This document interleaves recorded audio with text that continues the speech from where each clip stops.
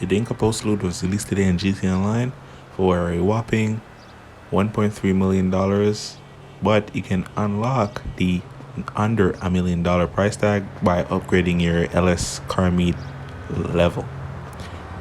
In my opinion, this is not worth the 1.3 million, but if you do have the money, just go ahead and spend it rather than trying to waste your time upgrading that level. This car does have a feature from the tuners update where you can customize the suspension from stance to default. So that's definitely a good addition, especially with this car being from a completely different update, which is the Criminal Enterprises update. So nice interior, nice exterior. Love the characteristics of the vehicle overall.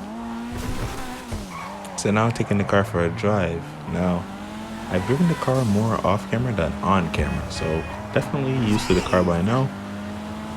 But the car definitely performs very stiff during the takeoff. It's almost like the car just refuses to turn. I know the car is front wheel drive, and that is very realistic to a car that has the front axle receiving power.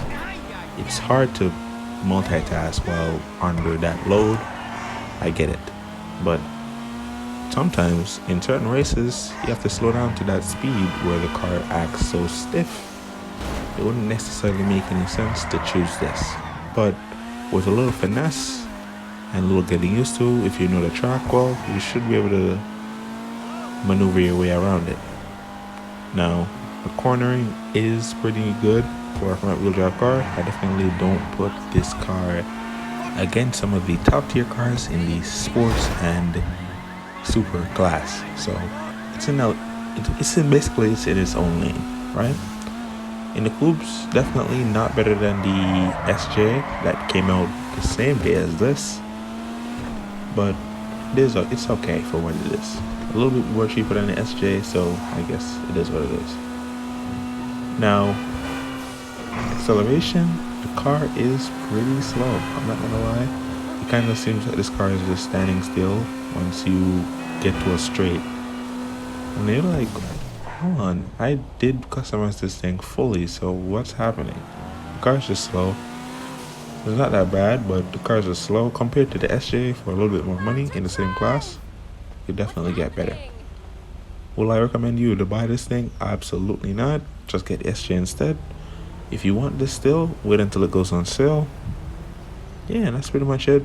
The car is okay. I will roll the customization part of the video afterwards because something happened with the recording. I just couldn't put that out there at first. So here's a recording of what I put on the car, what options I chose, what options I didn't. So yeah, for customization, also I do rate this car a 9 out of 10. Rockside definitely did that. They didn't carry that over into the performance though, but it is what it is, and that's what it is, I guess. Thank you guys so much for watching. Please like, comment, and subscribe. This is pretty much the end of the video. You could stay and watch the customization part if you'd like.